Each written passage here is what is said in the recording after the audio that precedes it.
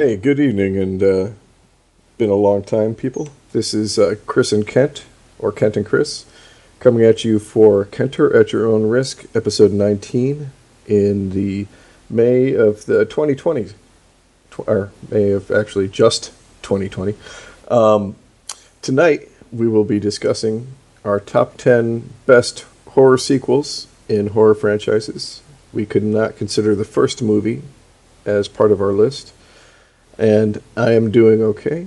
Kent, how are you doing, bud? I mean, it's May 8th, and we're getting snow tonight. Like, what the fuck is happening here, man?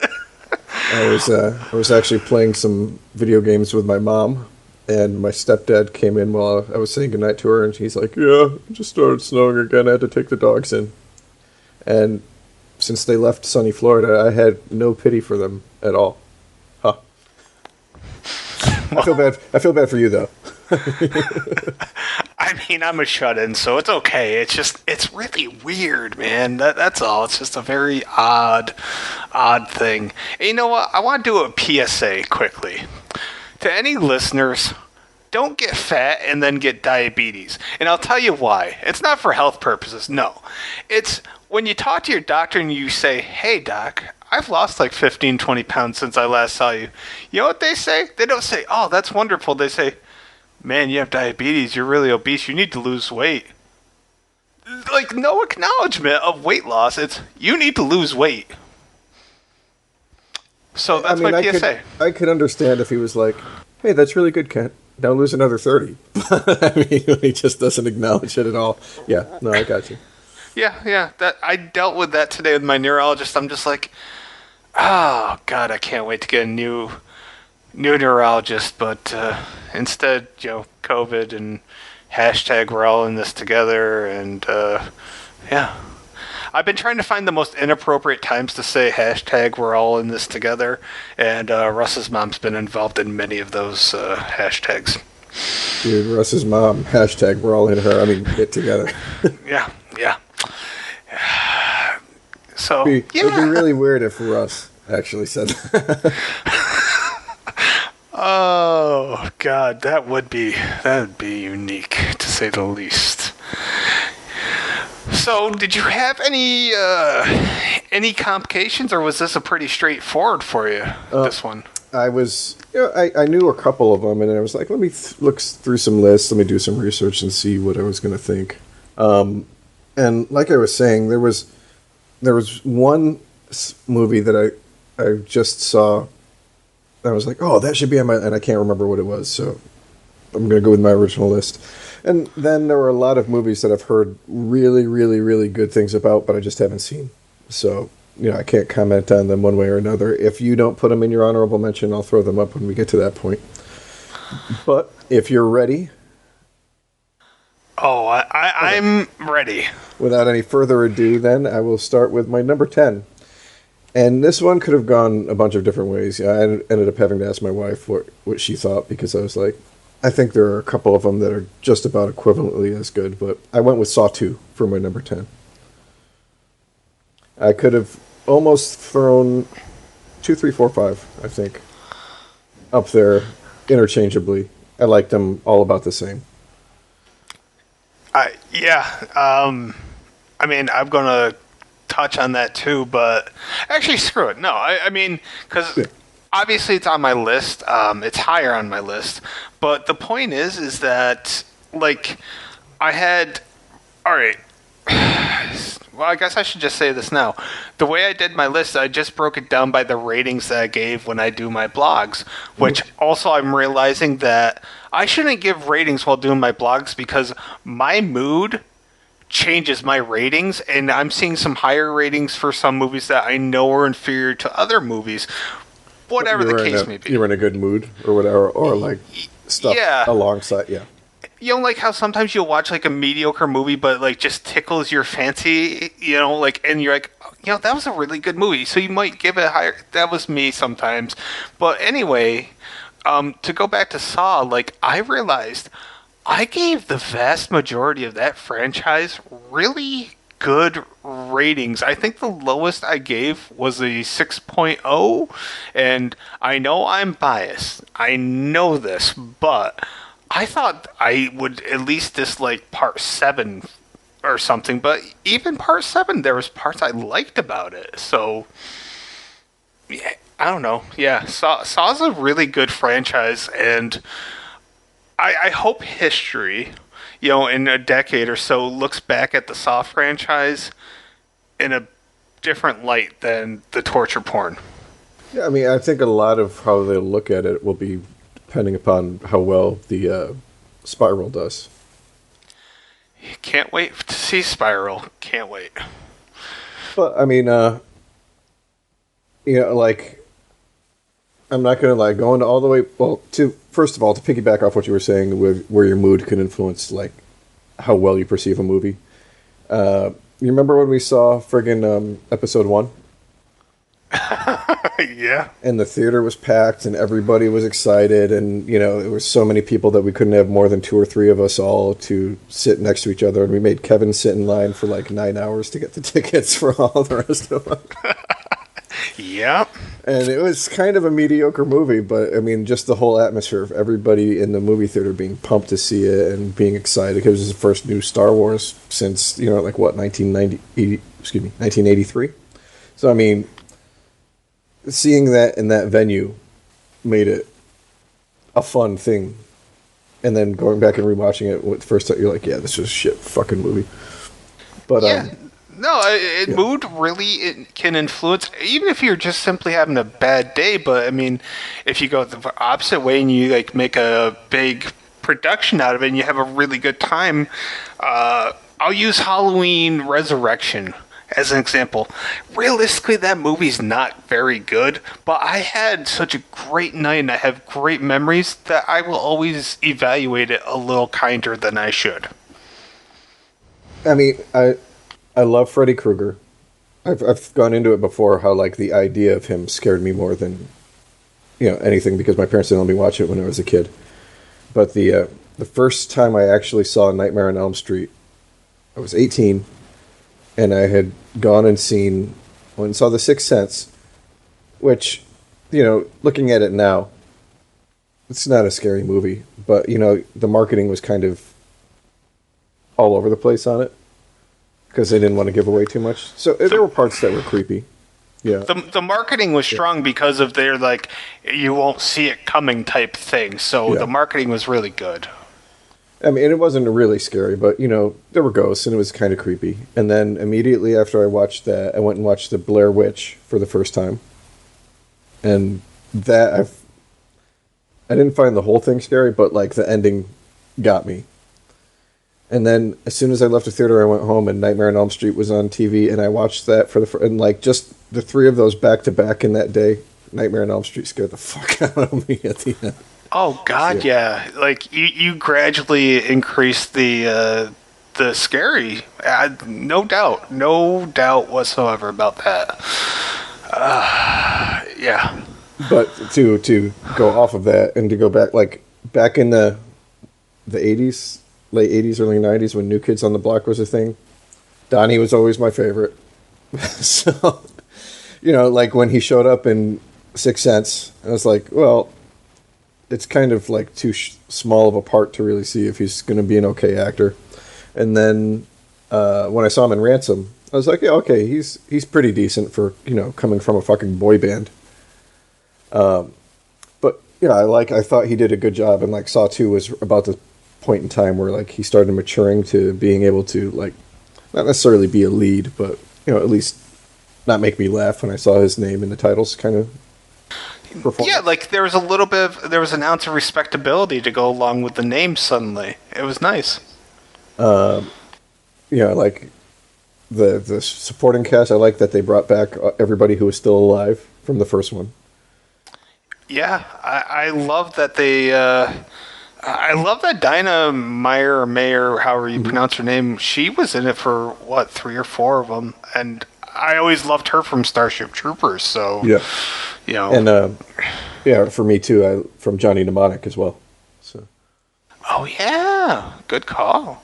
And Yeah, like I didn't think that the plot was super far fetched, and it like the reveals in two worked for me. It wasn't like there were some reveals later on where it's like, okay, here's a twist just to have a twist. But Right. Yeah. like the fact that you get to the end and this is all just stock, well, not stock footage, but it's all already happened that you're watching it, and the kid's been in the fucking safe, and if his dad had just fucking sat there and listened to the dude, or if Shawnee Smith's reveal that she's become like a fucking disciple, like I think Saw was the strongest individual one, just because it was so creative for the time. There hadn't been much else like it. But if Saw 2 hadn't come along and been as good as it was, I don't think the franchise would have ended up being a good franchise.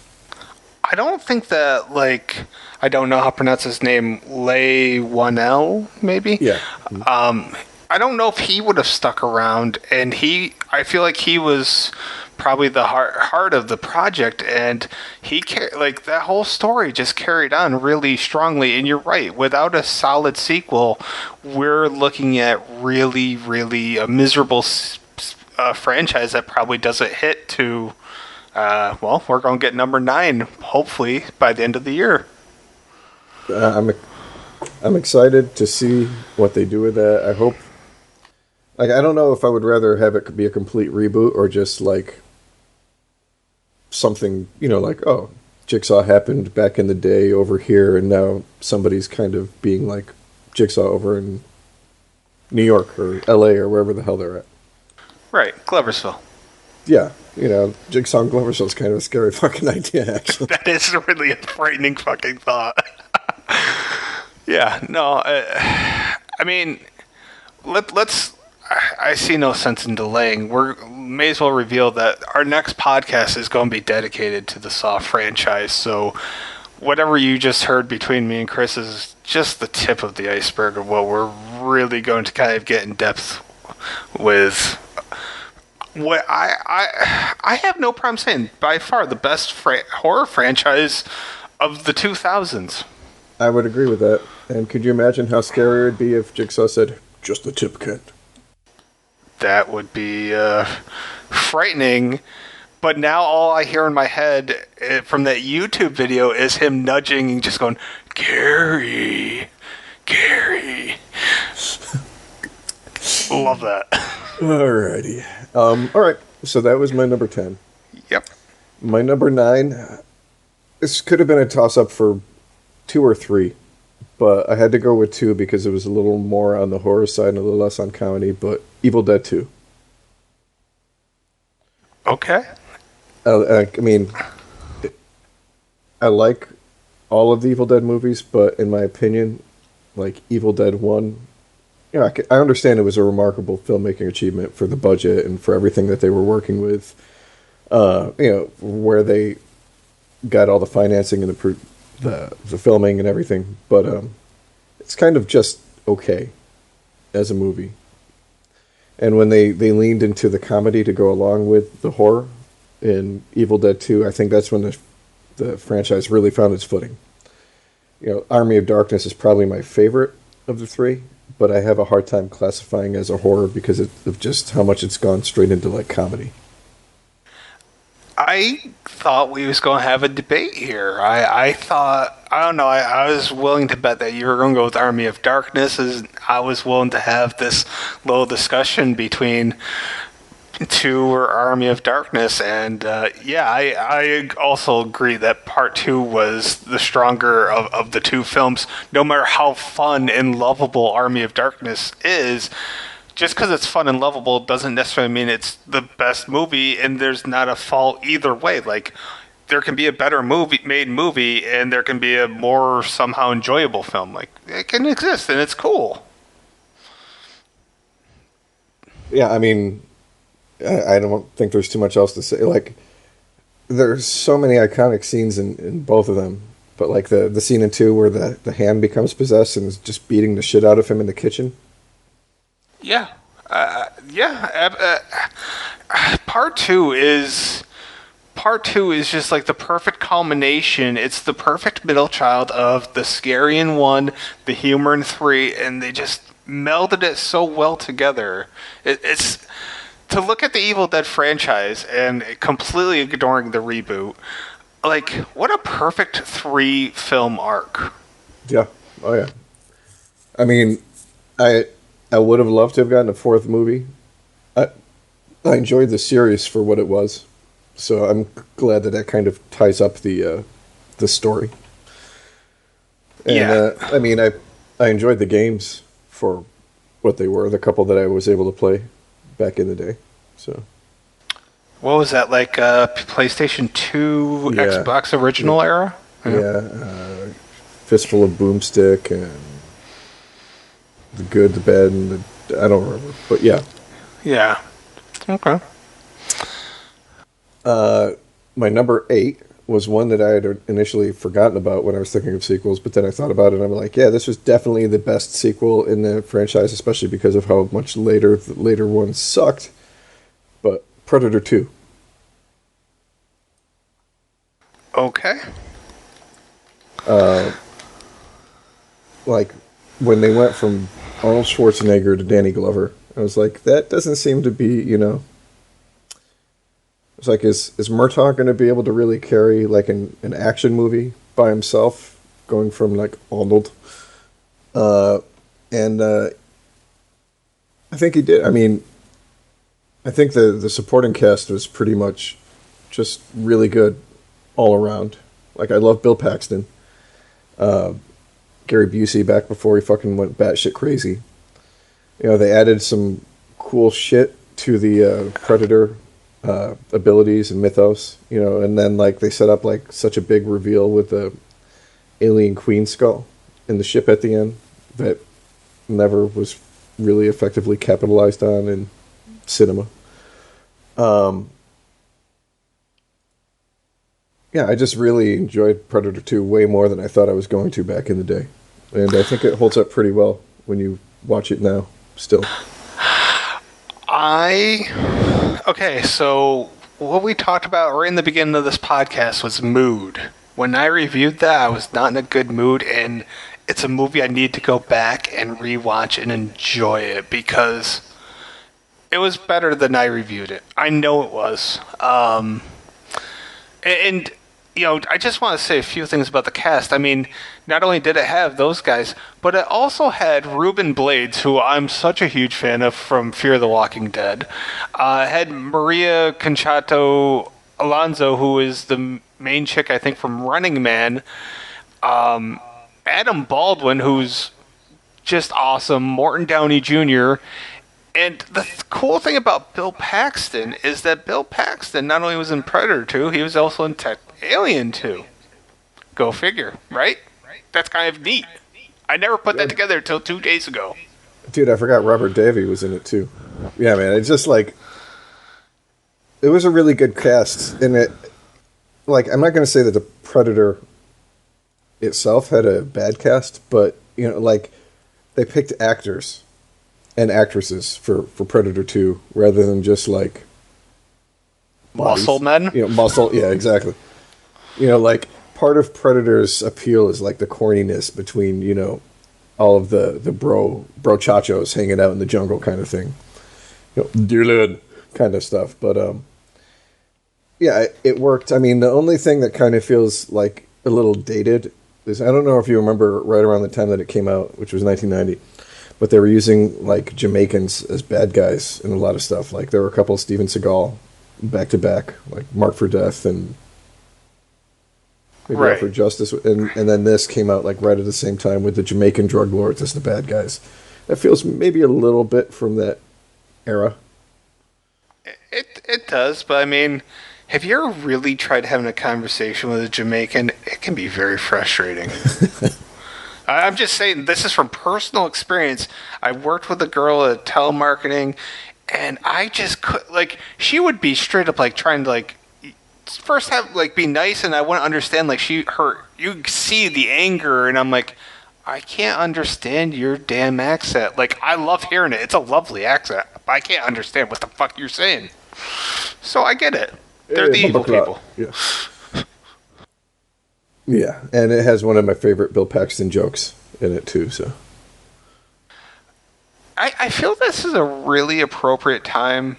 I'm going to talk. I mean, I know we're going to talk about Bill Paxton later, but I'm just going to throw this out there. Wednesday, I rewatched Frailty. That movie still holds up. No matter how many times I watch it, that movie holds up. the only thing that gets me now is just it's not super bad, but Kid Adams' performance a little bit. Okay, not Jeremy Sumpter. I think Jeremy Sumpter was... Devlin. Yeah. Yeah. Yeah, it was a really good movie, and I like for being a first time director. Yeah. Yeah, I just and I realized there's so many little phrases and things that I have taken from that film. Like I've forgotten that. Like a lot of times I'll say, "Ah, you're doing God's work." I forgot where I had even taken that from, and it was from that film.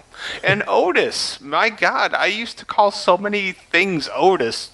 Like, yeah, there's just a lot of cool things, and even though it has McConaughey, he's on screen for, what, 10? I don't even know if it's 15 minutes. More like 10 minutes, I would say.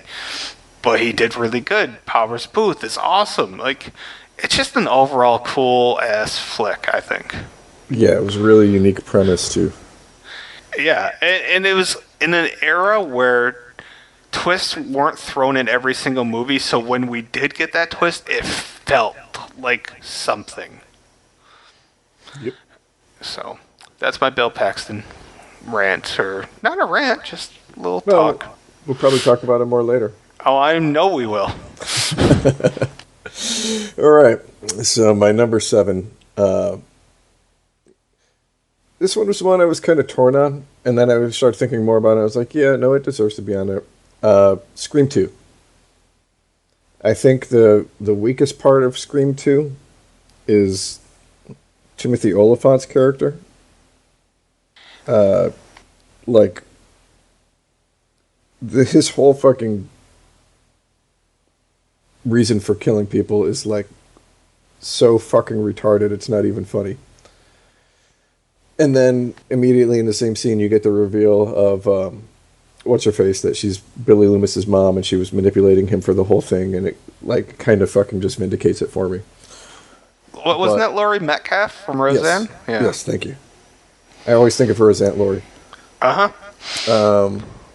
Yeah, I mean, just the fact that they were able to, skewer expectations in the first one, and then take it one step further and skewer what a horror movie sequel is supposed to be in the second one. Killing Randy. That was like one of the big things. I was like, oh shit, I wasn't expecting that. I think I can't speak for everybody, but I think people were expecting him and Sid to hook up. Yeah, I would agree with that.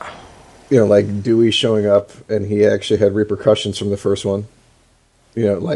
I like that. I just there was a lot to like about it. Even some of the writing was smart, like the discussion in the film class about sequels. Not only that, I mean, crazy loaded cast. Like Scream had a loaded cast. Scream 2 may have had a more loaded cast. I think we had a discussion about this once about what was the best cast, and I think we said Scream 2 probably was the best. Yeah, I think we came down to that because, I mean, of just like the extra little appearances, the Omar Epps, the Jada Pinkett, the freaking Liev Schreiber, Jerry O'Connell getting on top of a table and singing, which counts for like 3. But yeah, I really liked it. I haven't seen all of 4, so I can't speak for that, but I think Scream 2 was definitely stronger than Scream 3. Oh, God. If anybody were to argue Scream 3 over Scream 2, I would tell them to their face, I don't value your opinion on films, go away. And to go into my next one, I believe you said you haven't seen it yet, but I had Dr. Sleep for my number 6. This is a regrettable omission from my list because I intended to, and then I got playing Streets of Rage 4 with Eric and beat that, and then I got playing Dungeon Defenders, and I didn't get a goddamn thing done today, so my bad. I didn't envy Mike Flanagan the task of having to try to work in the Shining movie fans and the Shining and Doctor Sleep book fans, but he did a really good job.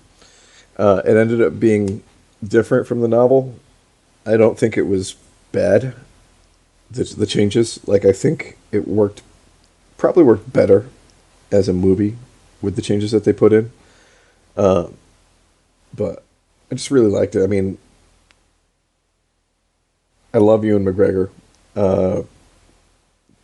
Going back to The Overlook was fucking awesome.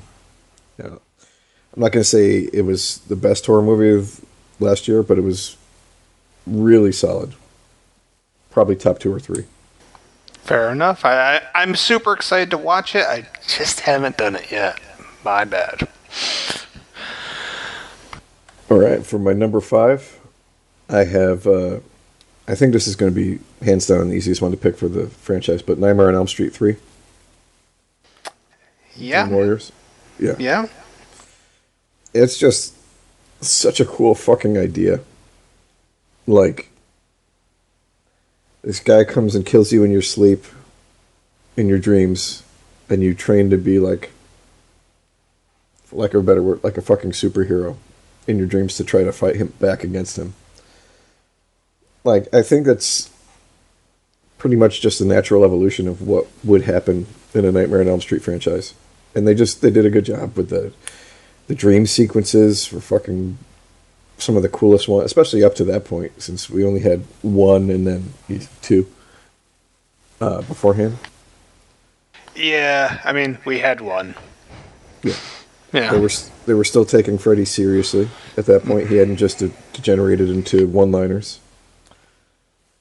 It was the last time that Freddy really felt like Freddy before the evolution of Freddy, which wasn't a bad thing. Like, I want to clarify to a lot of people that there's a lot of people that are like, "Well, fuck Freddy, he became just a laughingstock," and I say, "Fuck you," okay? Because Freddy being funny was also awesome. So, like, there's nothing wrong with humor. There's nothing wrong with the fact that we had really cool scenes and movies with badass scary Freddy, and we also had good movies with funny Freddy. Like, we got the best of both worlds. Like, why can't people just be happy with that? Is beyond me.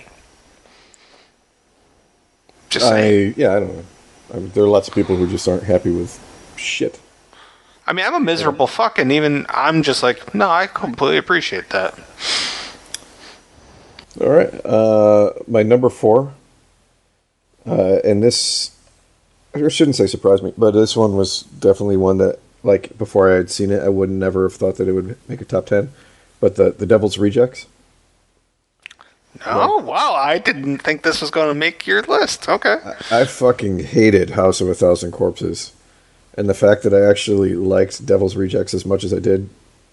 I mean, it's, like, out of the movies on the list so far, it's not in my order for the ones I like the most.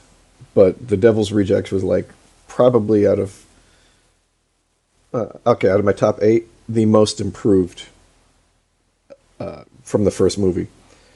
Like, it gave me a story. It gave characterization to the actual characters. There was friggin' some pretty fucking good comedy in there to go along with it. It wasn't mindless violence. They gave you started kind of caring, or at least noticing more of the characteristics of the main characters, and that was important. It was the important step in Rob Zombie's evolution as a director. Oh yeah, I mean, like, the first one, it was basically just a bunch of vignettes of, like, how to be unpleasant to dumbass teenagers, early 20-somethings. Yeah. And this one, like you said, it gave characterization to to Otis, to Baby Doll, to Captain Spaulding.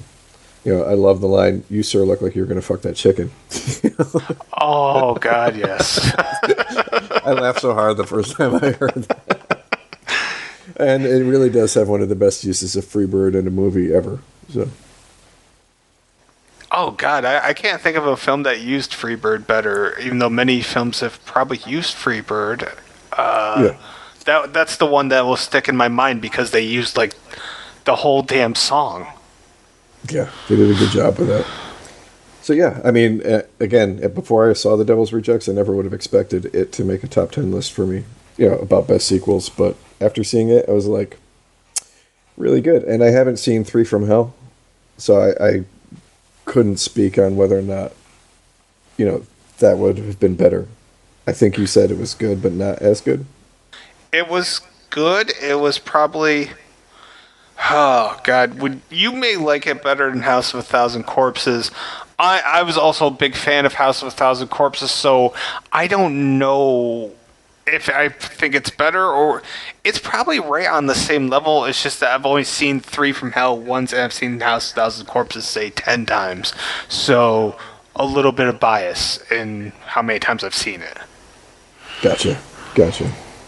Okay, moving into my number 3, and again, this is the other one that goes along with Devil's Rejects. Like, before I saw the movie, I never would have expected it to be there, but The Purge Anarchy, for me.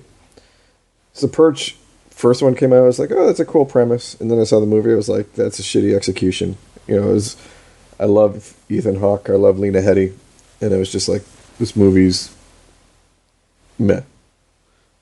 And then I saw The Purge Anarchy, and I was like, God, they took like a shitty movie or a meh movie, and they injected what the fucking thing needed, which was Frank Grillo, into the fucking the mix, and made something that I found enjoyable.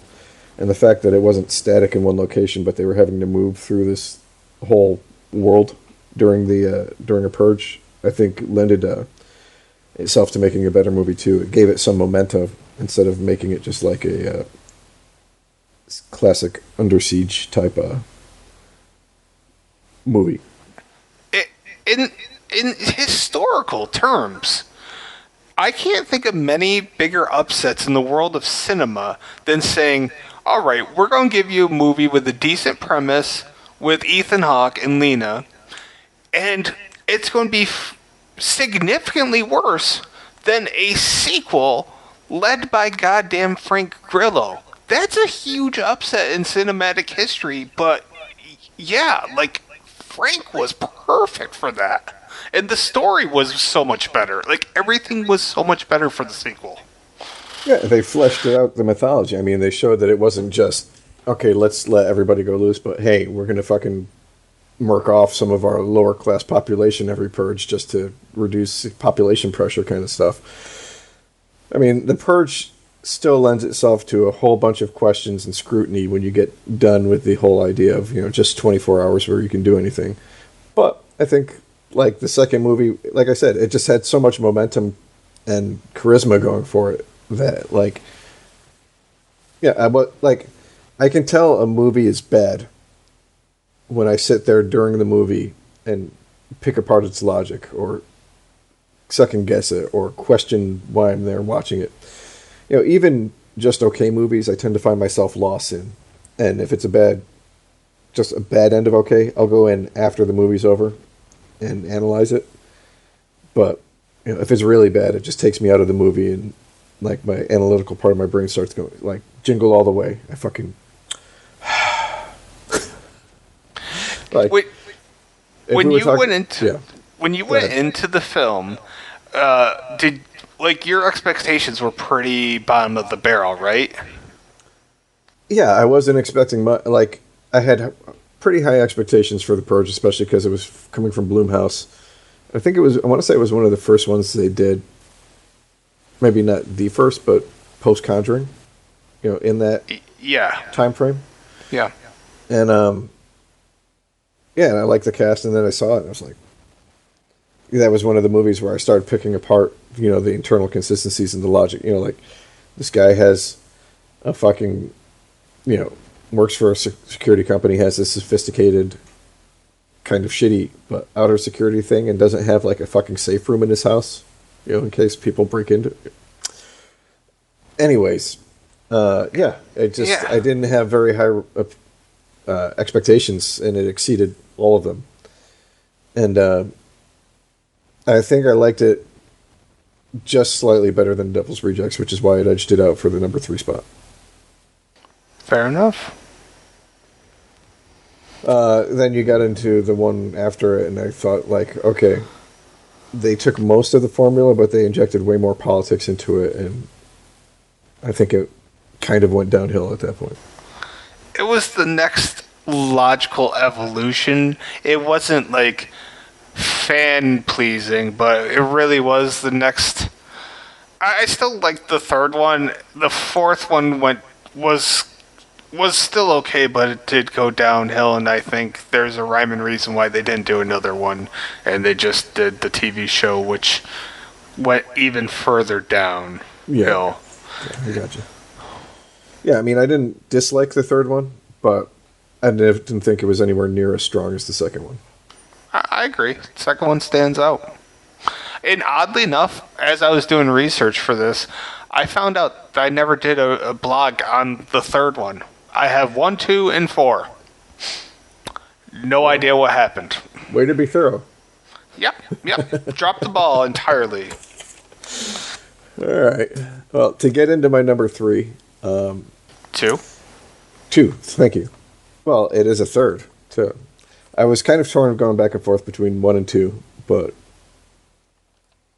one, okay, for clear reasons. But my number 2, and this might be a little controversial for some people, but The Exorcist 3. Oh, man. Okay. I really, really enjoyed The Exorcist 3. The first one's fucking iconic, and it heads up a lot of the scariest movie ever lists. And I can't say too many good things about the sequel, but like Exorcist 3 just hit a lot of right notes for me. There was the investigative side with George C. Scott, and it was nice to see at the time a cop movie where the cop wasn't, like Arnold Schwarzenegger or Bruce Willis or something. He wasn't like a fucking big rugged action star, just fucking going to town.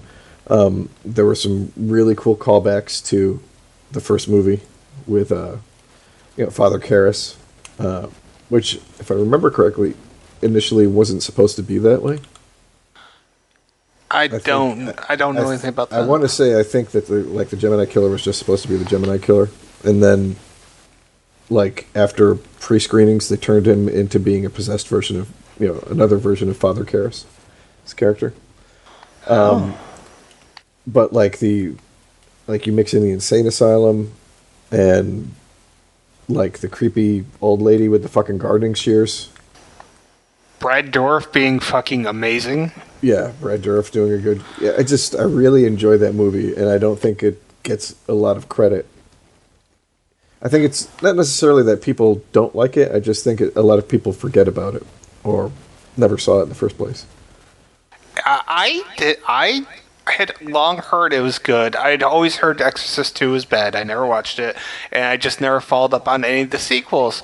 And everybody kept saying Exorcist 3 is really good. Give it a shot. Give it a shot. And I finally did when Scott Wilson died, because I love Scott Wilson from any number of projects, but mainly Walking Dead and Behind the Mask, The Rise of Leslie Vernon. And I was so impressed by that movie. I truly was. I didn't expect you to have it on your list, though, so it was that's a little minor upset for me, I guess. Okay. I'm glad I was able to throw in one curveball. I mean, I think I know where number 1's going, but number 1 is not as scary as its predecessor, but wait. Are we going to stay something like cold? Maybe another word for cold? Maybe not. No? Okay. We're not going to stay frosty? Oh. Oh, we are. My number 1 is Aliens.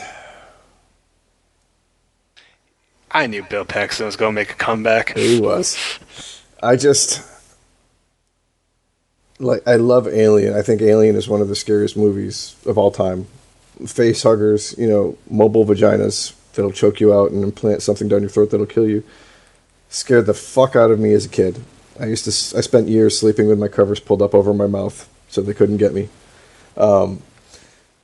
Aliens is definitely not as scary as Alien, but there are enough scary scenes in there that it's still a horror movie, and just the genre shift to an action film works just as well as like the genre shift to a comedy film did for Evil Dead 2. Probably better.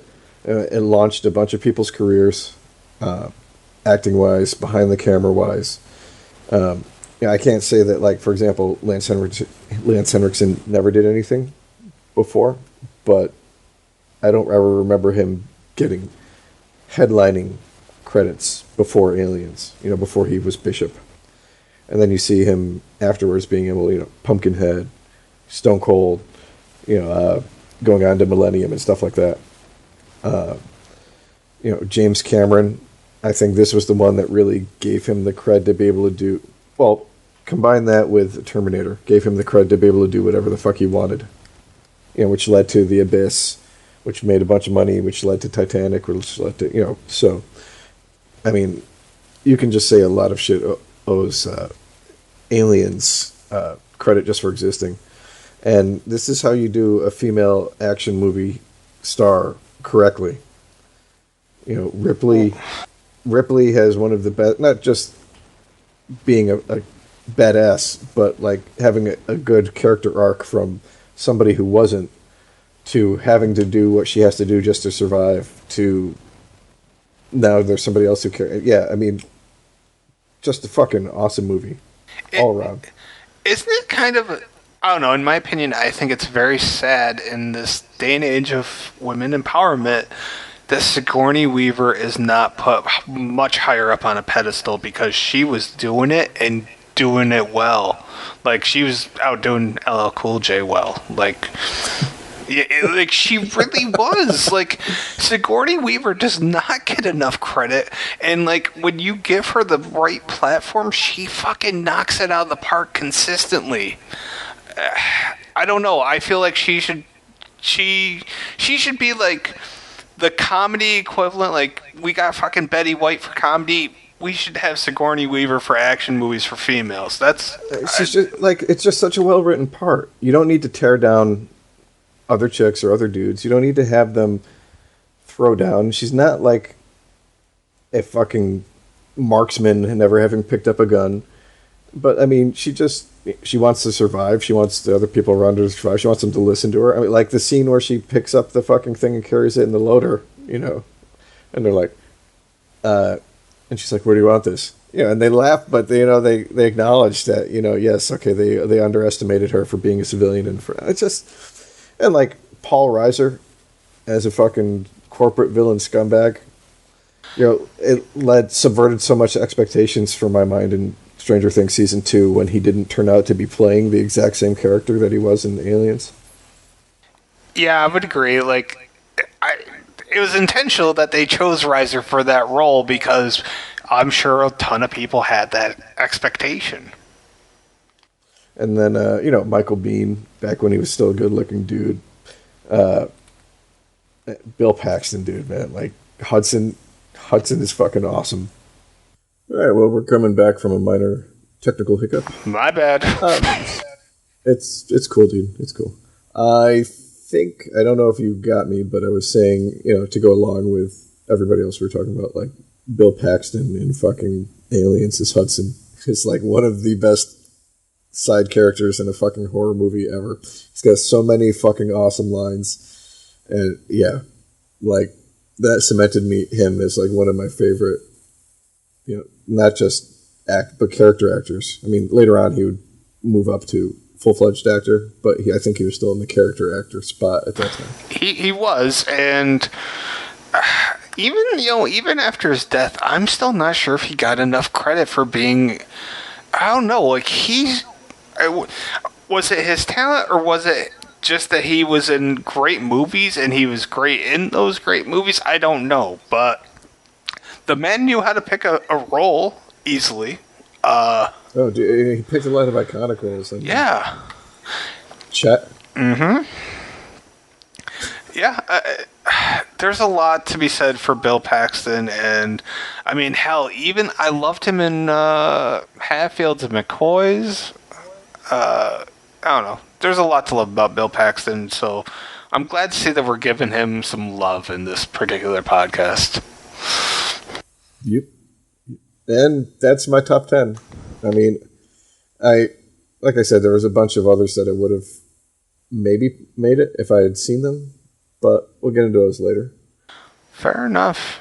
I mean, honestly, my top 10 isn't really a top 10, and anybody that's been listening to this knows damn well how bad this is going to end up being, but we're just going to kind of...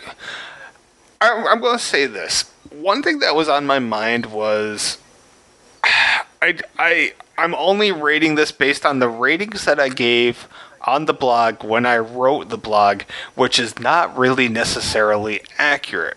But that was the only statistical measure I had to go basing it by, because I didn't want to go with my gut feeling. So that's how I'm basing this. So anything that wasn't a 7 or higher did not make my list.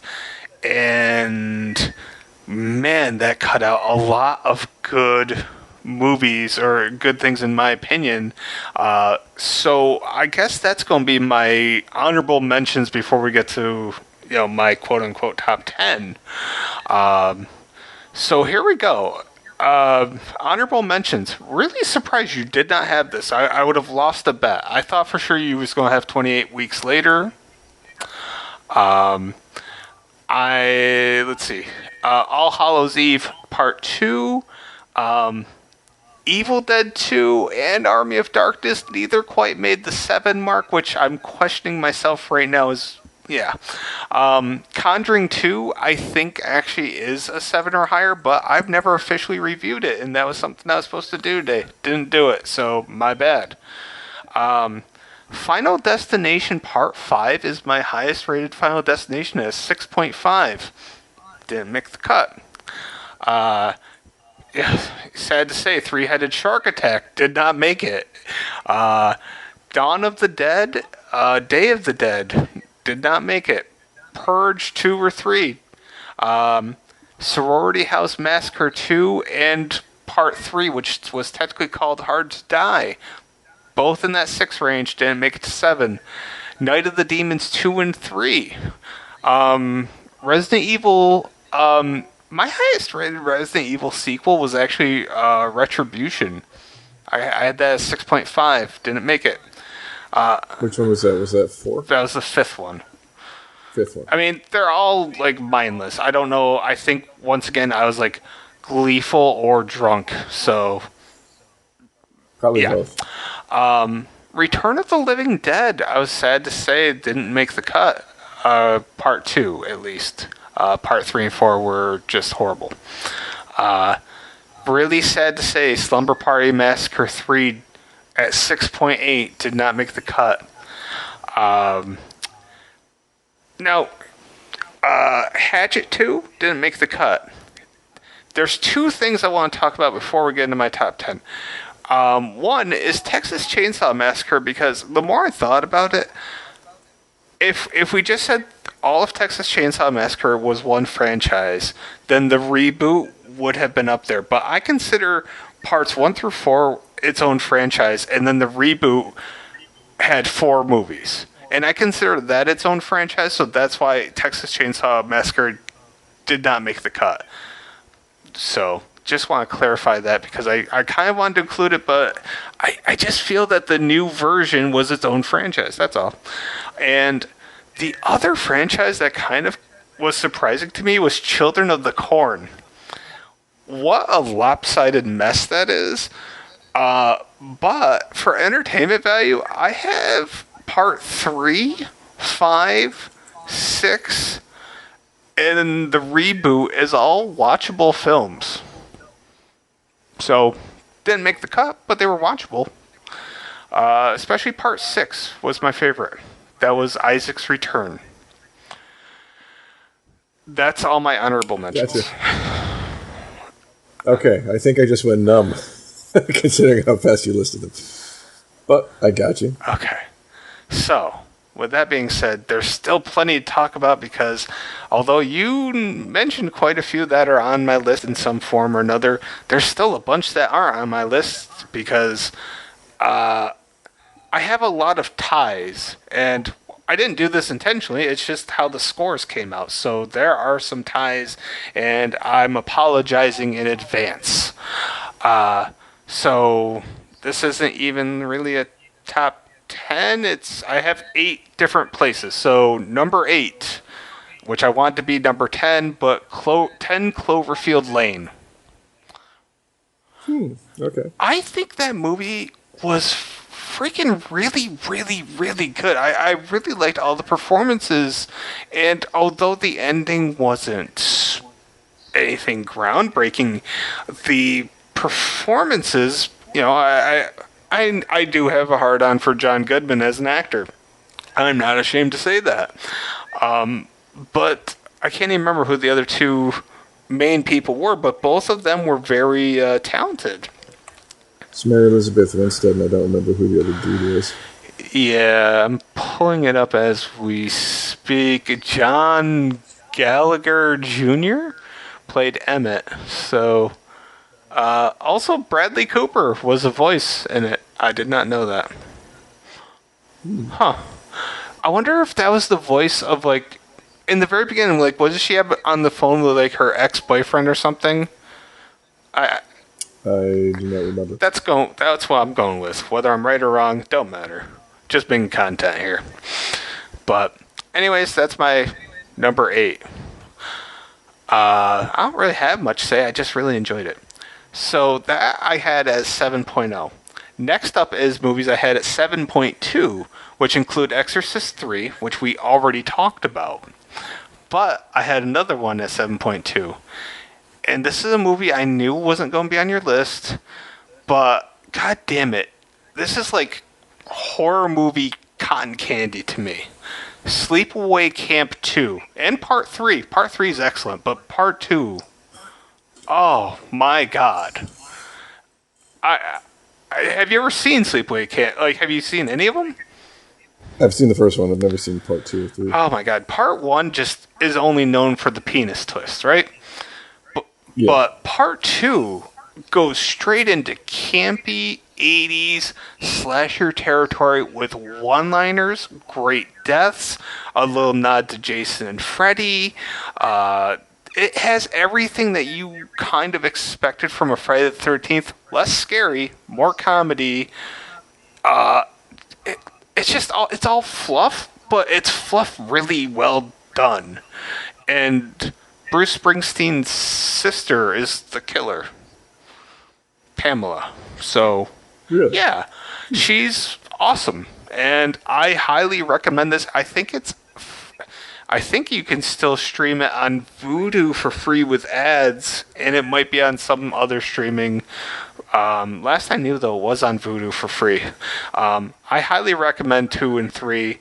Part 3 has, I can't ever remember the dude's name, but he's been in a lot of good stuff that I've seen, but are probably more or lesser known. He was in House of a Thousand Corpses, though. Anyway, he's a guy you'd recognize his voice if you heard him. But whatever. Moving on. I have 3 movies at the 7.3 level.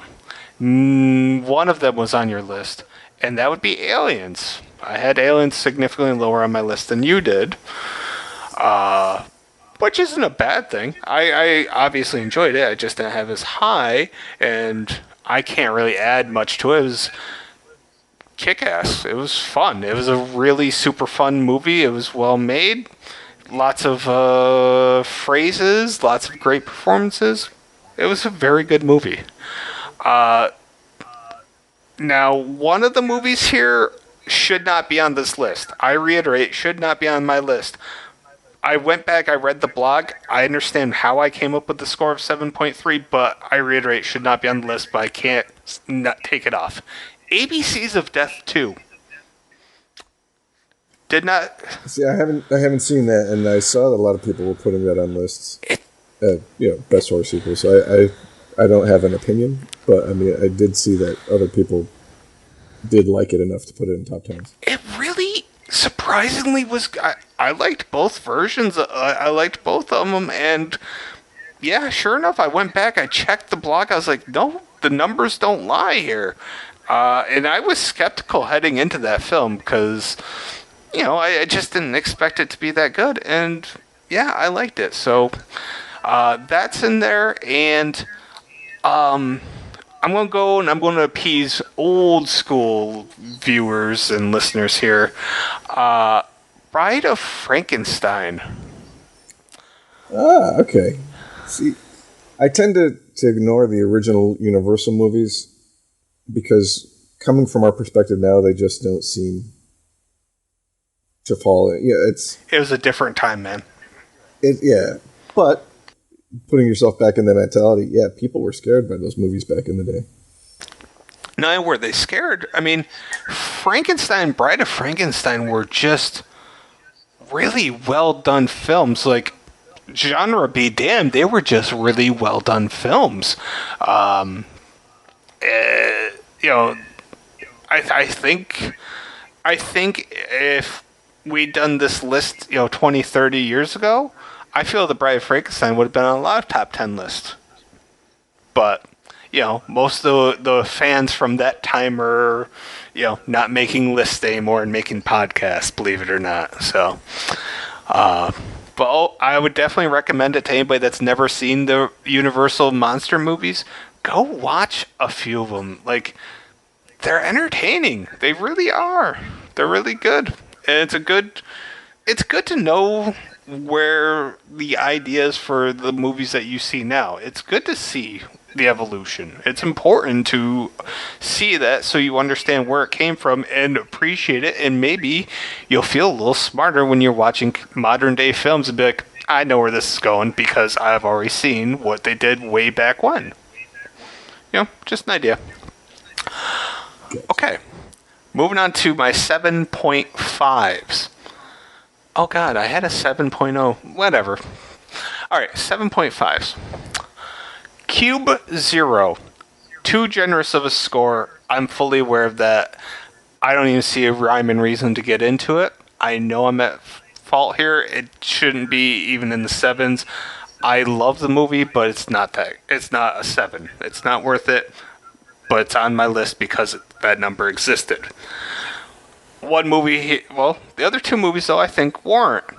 Ghostbusters 2. I don't know, I wasn't sure if you kept it off because you didn't think highly enough of it or because it's a comedy far more than a horror. See, to me, that falls straight into comedy. It's Lord Vigo. Lord Vigo. He's called Lord Vigo. But, yeah, no, I like Ghostbusters too. I know a lot of people don't. Okay. But I do enjoy the movie. Okay. I mean, if we're talking about scariest sequels in that series, I would say the Ghostbusters 2016. I think I may rather have a testicle cut off than to watch that movie. Yep. That's where I'm at. Fuck that movie. Yeah. So, yeah, Ghostbusters 2. The other one I have at the 7.5, I have Scream 2. I will also say that I had Scream 4 at 7.0, but since we're only choosing one film from a franchise, Scream 2 is my pick. We've already discussed it. We've discussed it probably in 3 or 4 other podcasts. Still, it keeps coming up, and we still love it. Yeah. But with that being said, you said you haven't seen all or none. I don't know if you said some or none of Part 4. Yeah, I haven't seen all of Part 4. I've seen the ending. Okay, that's fine. I mean, the ending is exactly what... Kind of ruined it for me. It's hard to go back and watch the... Honestly, I think if you watch the first half hour, you'd be like, no, that's going to be the ending. So the ending wasn't... okay, the ending for the original Scream was the destination. But by the time you get to Scream 4, you're just kind of in it for... see, how they're going to construct it, I think. So I don't know. I still really like Part 4. Scream 3 is still the ginger stepchild of the bunch. Moving on. Is a franchise... This is probably going to be the bulk of my conversation right here. Friday the 13th. Didn't hear a single one come out of your mouth. Very disappointed. But gave me... I know you love those movies, but...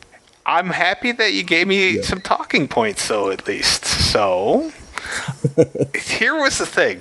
I looked at my reviews. Now, granted, I haven't reviewed 8, 9, 10, and I couldn't count Freddy vs. Jason because I don't know what the hell Freddy vs. Jason is, but I couldn't count it for anything. So, Freddy vs. Jason just doesn't appear on my list because I don't know what it is.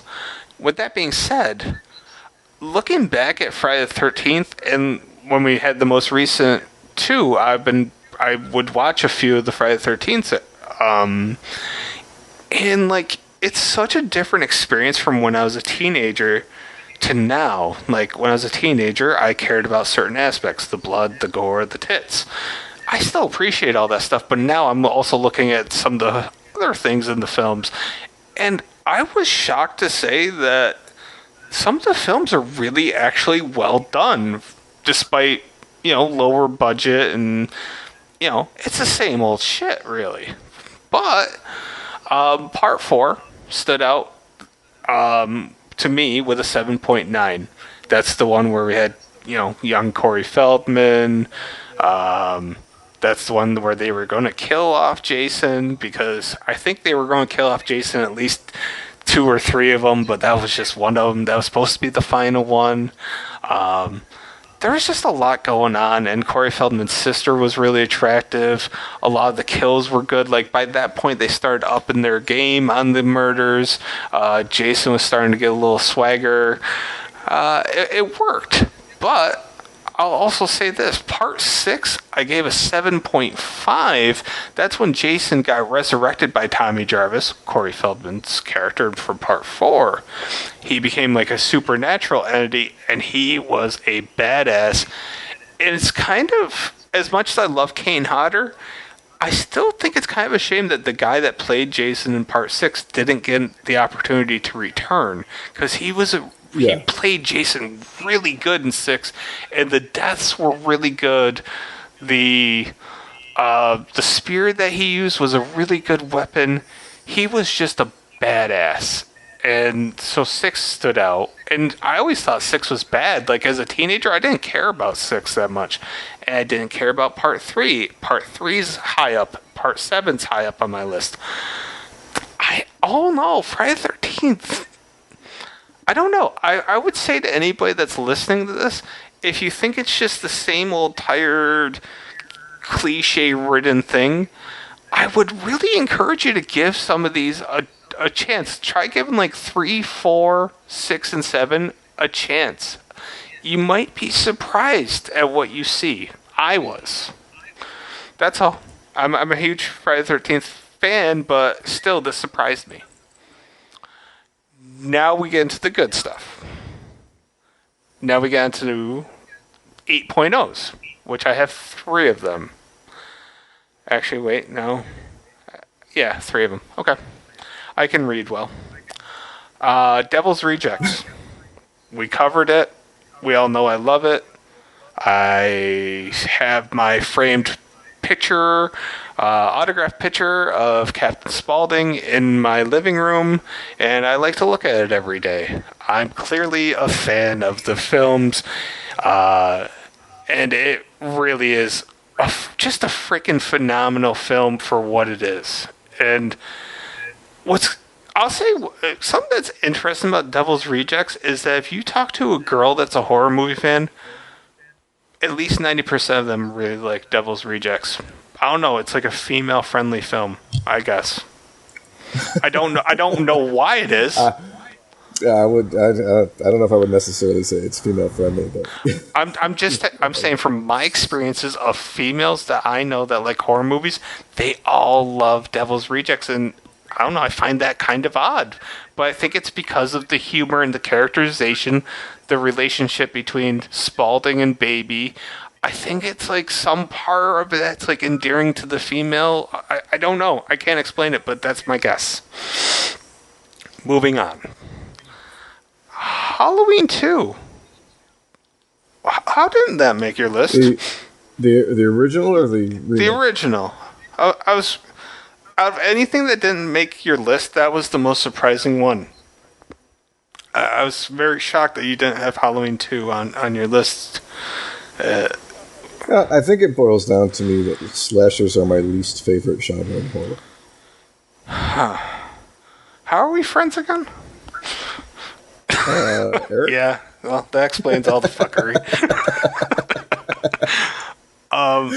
Halloween 2, for me, is incredibly strong because it's the pinnacle of what a sequel is. It takes place directly, like, minutes after the first one, and it's just a direct continuity versus, most sequels take place months, if not years later. This happened the same night as part one, and that's awesome as hell. And that was also a reason why I wanted to watch the most recent Halloween so I could compare it, and because I saw that on some top 10 lists, which I attribute more to recency bias, but maybe it's a really good movie. I don't know. But Halloween 2 just really did everything that Halloween 1 did right, and I thought they magnified it significantly. I'm not even a huge Halloween fan, but looking at the reviews I gave, I did like part 4. I liked Resurrection. loved the reboot, but I didn't count the reboot. I gave the reboot an 8.3.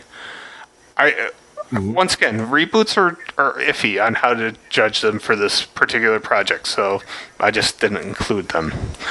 But Halloween 2, yeah, that made it. And here's the last one at the 8.0. Really curious why this wasn't on your list, because this isn't a slasher. I know you like it. Creepshow 2. That was close for me. Okay. But it probably would have been like an 11. Okay.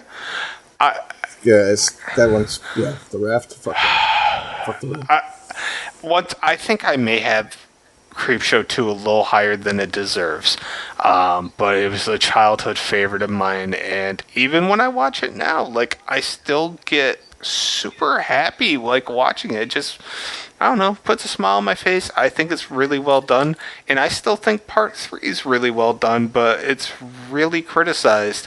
And now, because of the pandemic and lack of TV shows coming out, AMC is starting to air the Creepshow series that was on Shudder. So I hope if you didn't get a chance to see them on Shudder, now is your opportunity.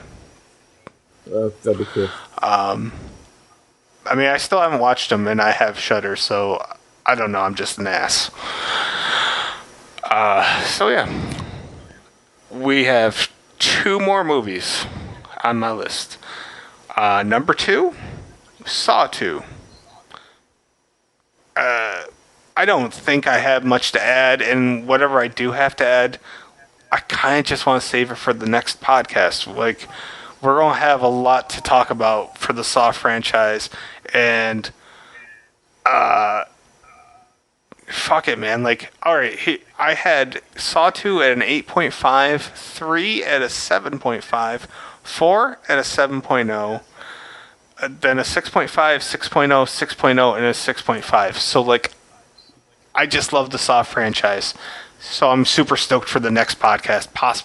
And I was stoked for this podcast, so yeah. Like, I'm just kind of happy. I'm really excited for this year's podcast. Our topics have been good, aside from the last podcast that we did, which had no topic. It was good. I mean, it was a good topic. Yeah, it was. Let's see how long we can ramble incoherently about movies that we've seen in the past 6 months. It was a good topic, yeah. And I think you knew what my number 1 was going to be all along, right? No, actually, I did not. Okay, well, Nightmare on Elm I Street. mean, considering that you've had 65 fucking 60. Close, okay? Close. I mean, if I had known we were doing a top 65, I'd listen. Listen, I told you this morning. I said that I had 3 pages of notes. I wasn't lying. But you know what? At least I came prepared. You can't critique me for coming prepared, at least for once. I cannot. But no, I understand exactly why you're reasoning. Nightmare on Elm Street, I gave it a 9.2. It's my favorite horror movie of all time. Honorable mention goes to Part 4 because Part 4 is an amazing. I have Part 4 at a 7.9. I think it's really great. And which one was that? The Dream Master? Dream Master, that's right. That's when Freddy really started getting his humor on before he was over the top cheesy. He had 5 was the Dream Child? 5 Dream Child, then Freddy's Dead, then New Nightmare. New Nightmare I had at a 7.2. Like, there's a rhyme and reason why Friday the 13th, Halloween, and Nightmare on Elm Street are still considered the holy trilogy of horror as far as franchises go, because a lot of their sequels still hold up pretty damn well. Well, they're fucking Jason, Michael, and Freddy are just icons too. I mean, they are Superman, Batman, and Wonder Woman. That's what they are, you know. Which one's Wonder Woman? Michael, because I think Michael's a little bitch at times. And I mean, if anybody was going to use the truth lasso, wouldn't it be Michael? I'm just probably. Yeah. So I don't know. I'm going to say Freddy's got to be Batman, and Jason's Superman. I think that makes sense, right? You know, one of the coolest things I ever read. I haven't been able to find it, but this. I think it was a dude did a fanfic sequel to Freddy's Dead, where because Jason kicks Freddy's ass in the real world, Freddy pulls Michael into coming to fight Jason in order to be able to get his head back. Okay, nice. And like Dr. Loomis shows up in it when Michael. It was a really good job of writing fan fiction that actually was good. And I read it once, like, I want to say, when did Freddy's Dead come out? Or not Freddy, Freddy vs. Jason. It was like 2010, right? 2003. August 15 or August 13th, 2003. Yeah. So I want to say I was probably reading this fan fiction around 2007-ish. So if you can find some 13-year-old fan fiction about that, good luck. It was really good. I would love to read it because that's just my fucking that's my lane right there. Like one of the things that the guy was suggesting too was like Loomis had done investigations into and like discovered that there were, you know, multiple like super powered, for like a better word, serial killers. You know, they kind of mentioned that like Jeepers Creepers, like the Creeper was, I guess, located in Florida, you know, so like every 17 years it was a really interesting take on like making kind of like a shared universe for horror icon movies, you know, and adding in a third one into the Freddy vs. Jason formula. Nice. Now, I have a question for you. I don't know if you'd be up for it.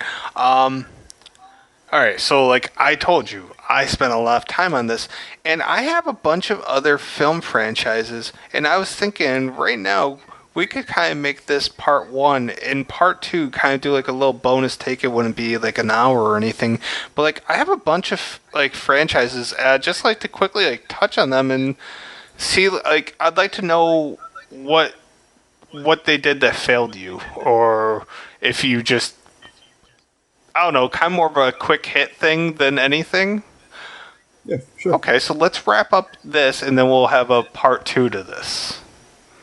Oh, and just, I guess to hit up, since this is kind of in like the freeform part. So I remember I'd watched 2 movies also before our last one that I forgot to talk about. Oh, yes, tell us. One was Brightburn. I don't know. Have you seen that? No, I've heard okay things about it. It was a good. I don't want to say slasher, but kind of like slasher horror movie. But I really think it lost out in the potential of what it could have been in, corrupting the whole Superman origin story. Like, was the acting good? Yeah, the acting was good. I mean, I think it was the script. Yeah, like they focused on, like a lot of gory kills. Instead of like, how creepy would it really be if there was basically evil Jesus who could fly around and melt you with laser eyes kind of shit, Yeah, it's a good hypothetical what if. It really is.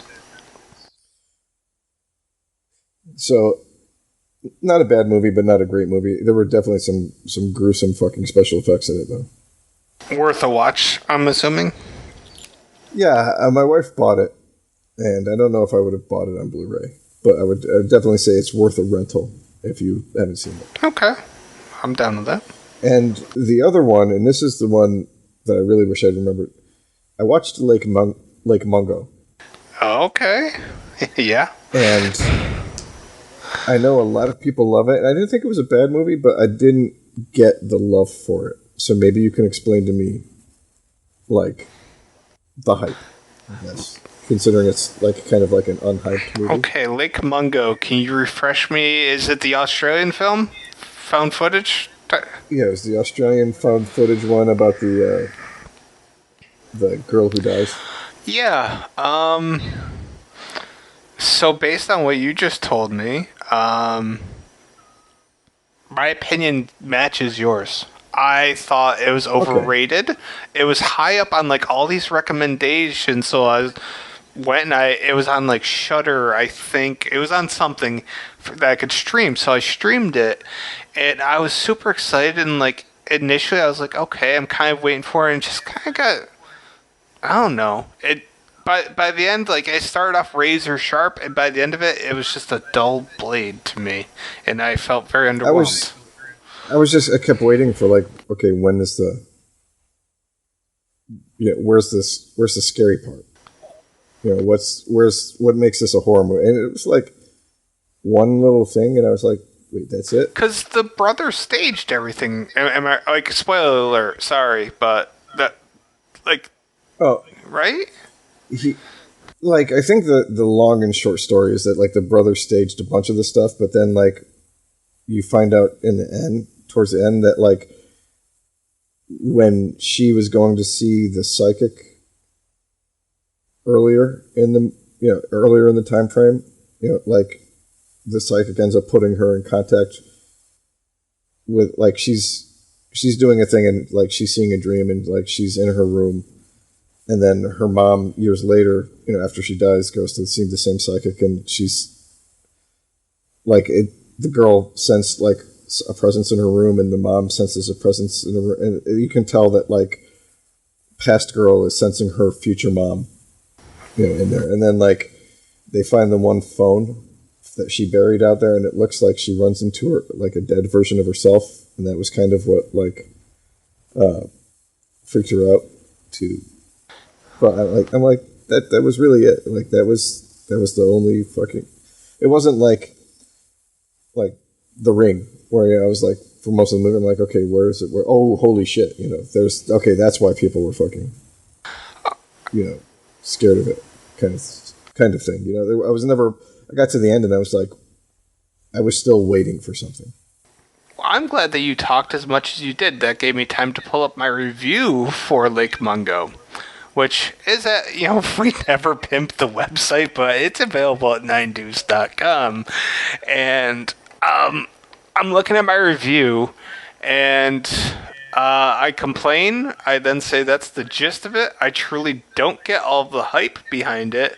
It was fine for a low-budget film, but I think it is quite disappointing by the end. Some will love it, but it wasn't for me. The acting was fine. My gripe is strictly with the narrative, which I was using that word before it became a cliched word that's overused all the goddamn time. And then I gave it a rating of 4.5, saying there is stuff here to like, but I only watched this a second time for review purposes, and I was truly bored during that second viewing. So I don't recommend it. So I'm glad that you brought it up though, because I kind of forgot that damn movie. I kind of remember you bringing it up at one point, and I didn't remember it being a negative thing. I thought you were like, and then I remember maybe last year, I think Chris Stuckman did a review where he was talking about how good it was. So I saw it showed up on Tubi. I was like, oh, you know what? Let me watch this one. And then I watched it, and it was like, I'm not upset that I watched it, but I don't understand like the adulation for it.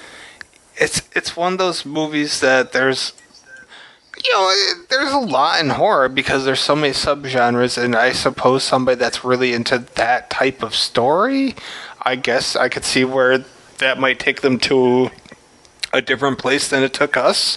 No different than my hard-on for Friday the 13th takes me to a different place that it takes you.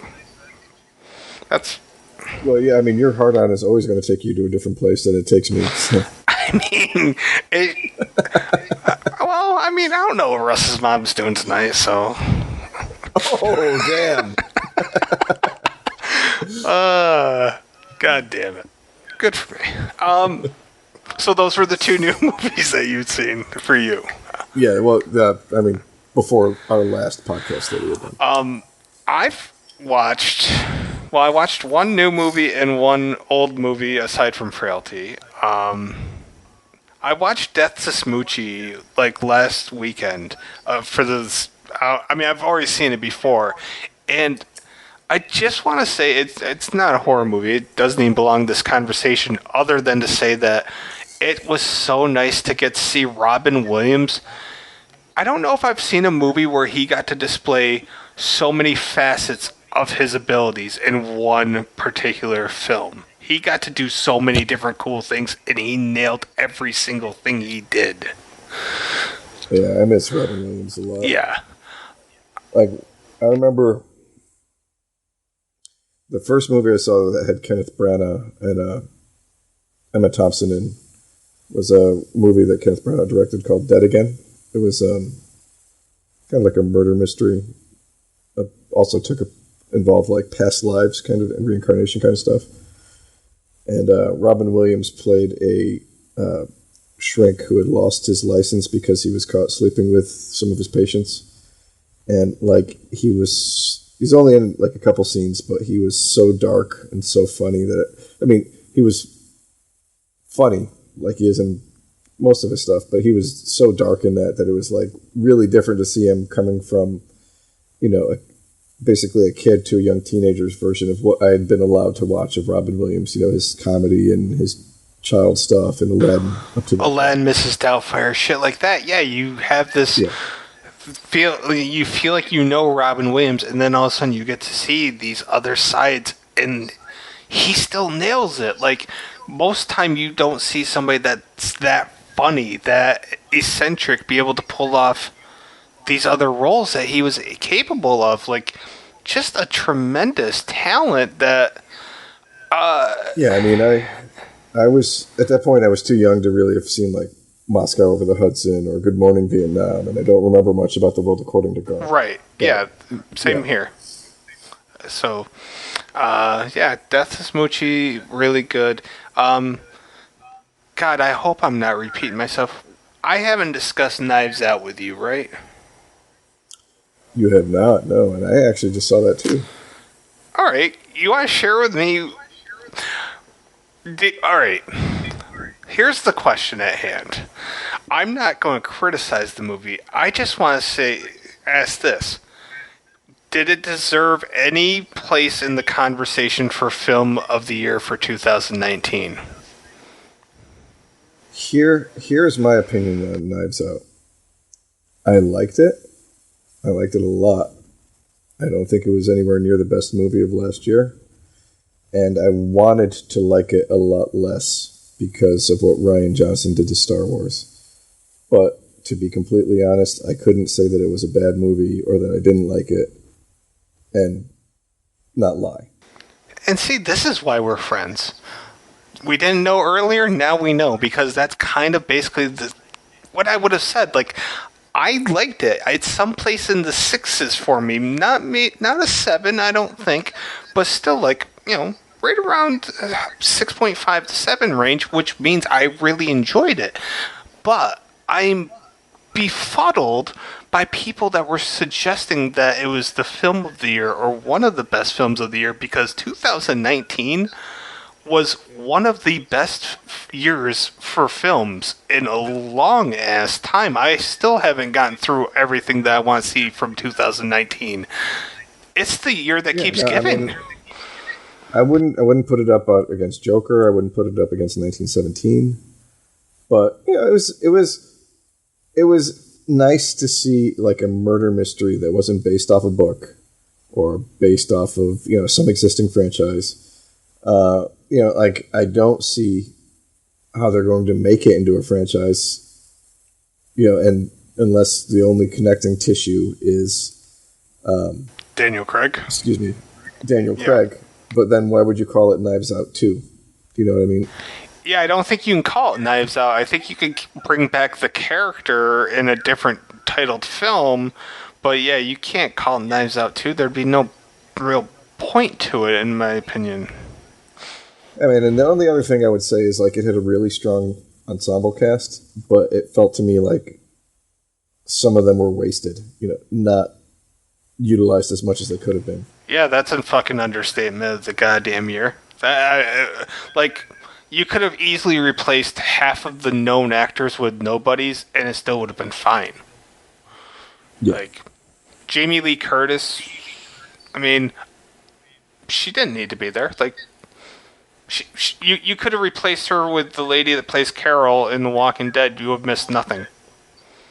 No, I mean, Jamie Lee, Don Johnson, Toni Collette. Toni Collette was wasted. Don Johnson was wasted. Yeah. I love Don Johnson. Michael Shannon. You know what? I'll say this. Michael Shannon belonged in that. I don't know. Without Michael Shannon, I think my enjoyment level would have gone down significantly. Yeah, I mean, like, I know our rating scales are different. I would have given it like a solid B. And like when I say B, I don't mean B movie like with the negative connotation. Like so good it's bad to watch kind of thing, or so bad it right. So bad that it becomes a good. B's and above average. Yeah, I'm on board with that. I really am. It bewildered me that people were saying that it was possibly the best film of the year, and I sit there and I go, have you seen Joker? I just have to say Joker because Joker is so far from everything that I've seen from 2019 is by far the best film and the best performance of the year, but I'm still not through everything yet, so I'm withholding judgment, but so far Joker's at the top for me. Yeah, I mean, my wife liked Knives Out, but even she was like, Joker was awesome. So yeah. All right, let's wrap this up, and then we'll do the quick hit bonus section or bonus episode. All right, so guys, we hope you had a good time listening to us, minus our one technical stumble. We'll be doing a bonus podcast for your enjoyment, possibly. And like Kent said earlier, our next podcast that we're going to do is just going to be a deep dive into the Saw franchise, which I am looking forward to just as much as Kent, if not more. Wow, that's a statement right there. That is a hell of a statement. So you guys should get pumped too. Chris and Kent want to pump. Oh. Just you up. If only I did the clap. God damn it. My bad. It's hard to clap when you've had to saw off one of your hands in order to escape from a grungy basement with, a poisoned corpse in it. Yeah, I agree. All right. We will be back. Well, if you like this episode, you're going to click on the next one. You're going to hear us again very soon. So, see ya.